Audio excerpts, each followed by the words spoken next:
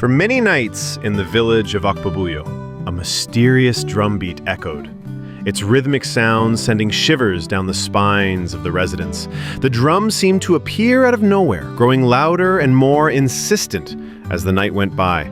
This went on for weeks, running into months. No one knew who was beating the drum or why, and the villagers were wrapped with fear.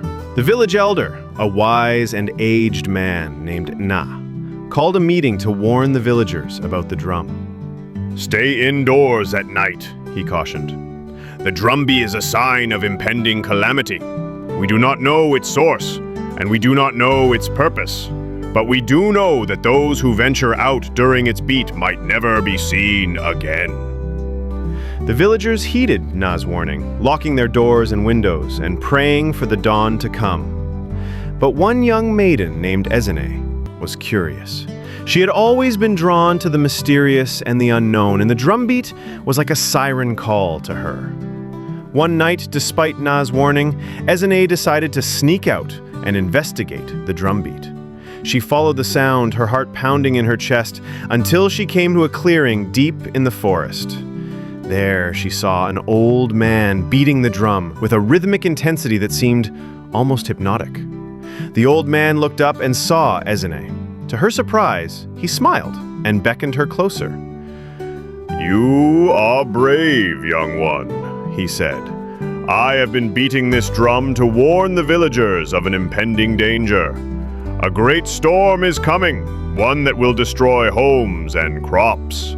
But the villagers, in their fear, have misunderstood the drum's message." Ezinne's eyes widened as she realized the truth. The drumbeat was not a curse, but a warning. The old man taught her how to interpret the drum's rhythms and how to prepare for the storm. Together they worked through the night, spreading the word to the villagers. By dawn, the village was ready. They secured their homes, stored their crops, and waited for the storm to pass. When it came, the villagers rode out the tempest, safe and sound. And when the sun broke through the clouds, they emerged to survey the damage. While neighboring villages lay in ruins, Akpabuyo stood strong. The villagers thanked Ezinne and the old man for their bravery and wisdom. Na, the village elder, nodded in approval. "Fear can blind us to the truth," he said, "but courage and curiosity can lead us to wisdom. Remember the drumbeat and let it remind you to seek understanding before fear." From that day on, the drumbeat was no longer a source of fear, but a symbol of the village's resilience and wisdom. And Ezinne, the young maiden, became known as a hero who dared to seek the truth and found wisdom in the mysterious drumbeat of the night.